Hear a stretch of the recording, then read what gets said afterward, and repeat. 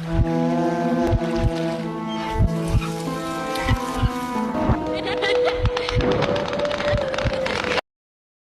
अपने नए apartment 7A में आई। एक पुरानी इमारत, दीवारों पर दरारें, लेकिन किराया सस्ता था। जैसे ही उसने चाबी घुमाई, उसे लगा कोई उसे देख रहा है। मीरा ने गहरी सांस ली। नया घर, नई शुरुआत। लेकिन जैसे ही उसने अपार्टमेंट 7A के दरवाजे पर कदम रखा, एक ठंडक उसके रोंगटे खड़े कर गई। चाबी घुमाते ही उसे ऐसा महसूस हुआ जैसे कोई उसे देख रहा हो। उसने मुड़कर देखा, लेकिन लॉबी पूरी तरह खाली थी।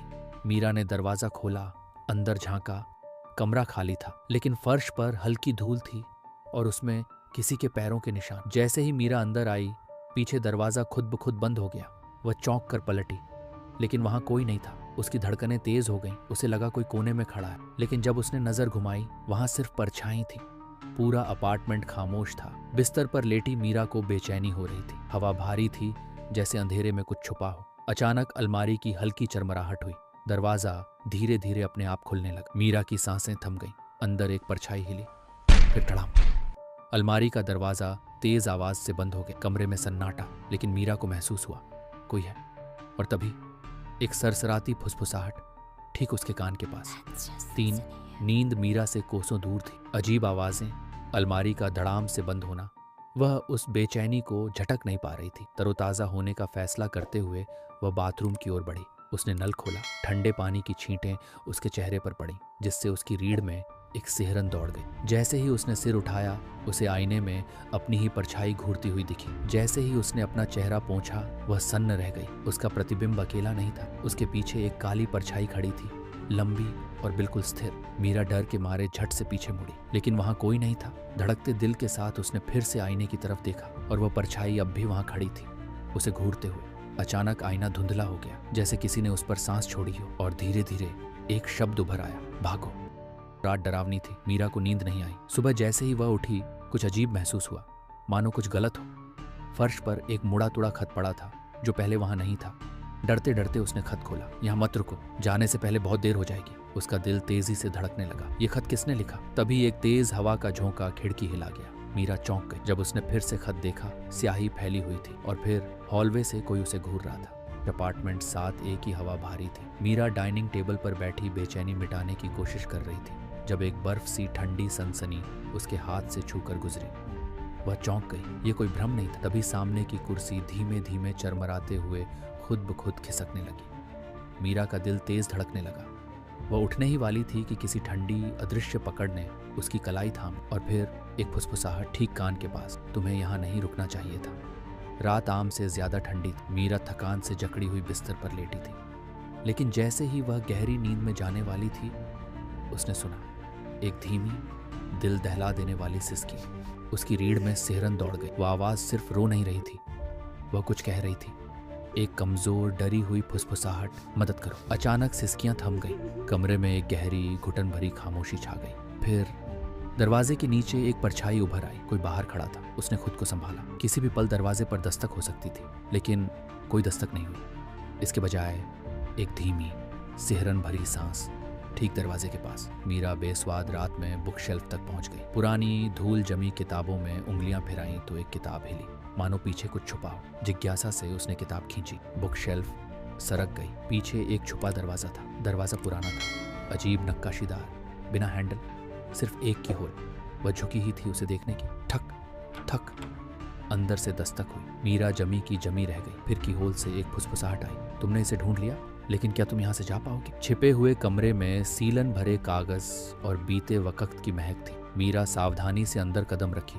उसकी उंगलियां धूल जमी अलमारियों को छूती हुई चली। तभी उसकी नजर पड़ी एक मुड़ा तुड़ा अखबार, जो उम्र के साथ पीला पड़ चुका था। उसका दिल जोर से धड़क उठा जब उसने नाजुक पन्नों को खोला। सुर्खियां मोटे काले अक्षरों में थीं और भयावह, अपार्टमेंट 7A में लड़की की रहस्यमयी मौत। उसने कांपती उंगलियों से लेख को पढ़ा। उस लड़की का नाम कुछ अजीब तरह से जाना पहचाना लगा। जैसे ही सच्चाई सामने आई, वो नाम उसी का था।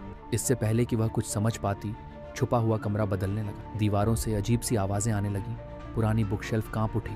कुछ या कोई जाग रहा था। वो भागने के लिए मुड़ी, लेकिन ठिठक गई। कमरे के उस पार धूल भरे आईने में उसने खुद को देखा, लेकिन उसकी परछाई उसकी तरह नहीं हिल रही थी। वह मुस्कुरा रही थी। अचानक कमरे में ठंडक भर गई। मीरा ने खुद को कसकर जकड़ा।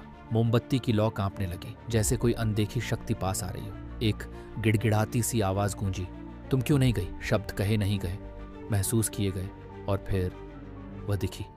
एक औरत सफेद पोशाक में, कमरे के बीचों बीच, चेहरा पीला, आंखों में गहरा दुख, डरावनी नहीं लेकिन बेचैन। उसके होंठ कांपे, आंखों से आंसू लुढ़के हवा में घुलते हुए। उसने मुझे अंदर बंद कर दिया, वह फुसफुसाई। मीरा हिल भी नहीं सकी। आत्मा ने नजर उठाई, भयानक फिर भी बेबस। तुम्हें मुझे आजाद करना होगा इससे पहले कि वह लौट आए। और तभी बत्तियां बुझ गईं। मीरा का डर अब कम होने लगा था। सफेद पोशाक वाली वह औरत डरावनी नहीं थी।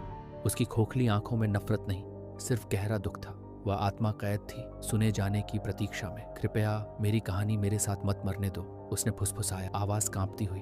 उन्होंने सच को दफना दिया, तुम्हें उजागर करना होगा। मुझे धोखा दिया गया, मार दिया गया। उसकी उंगली फिर उसी पुरानी बुकशेल्फ की ओर उठी जहां वो छुपा दरवाजा था। उन्होंने मुझे इतिहास से मिटा दिया, लेकिन मैं अब भी यही हूँ। उसकी आकृति धीरे धीरे झिलमिलाने लगी। दुनिया को बताओ, इससे पहले कि तुम्हारे लिए भी देर हो जाए। जाते जाते उसने आखिरी बार मीरा की ओर देखा। उसे पता चल गया है कि तुम सच ढूंढ रही हो, संभल कर रहना। और फिर वह गायब हो गई। मीरा ने सारी कड़ियां जोड़ ली। छुपा हुआ दरवाजा, अखबार का लेख, आत्मा की गुहार। यह हत्या दबा दी गई थी, लेकिन अब नहीं। उसने उस आदमी का सामना किया जिसने यह सब किया था। उसे लगा था कि उसने सच को दफना दिया है, लेकिन भूत कभी हमेशा के लिए खामोश नहीं रहते। अब उसके पास भागने की कोई जगह नहीं बची थी। कातिल आखिरकार बेनकाब हो गया। पुलिस उसे अपने साथ ले गई और वर्षों बाद अपार्टमेंट पहली बार थोड़ा हल्का महसूस हुआ। उस रात मीरा ने एक आखिरी बार उस उपस्थिति को महसूस की, लेकिन इस बार वो डरावनी नहीं थी। जैसे ही सुबह हुई,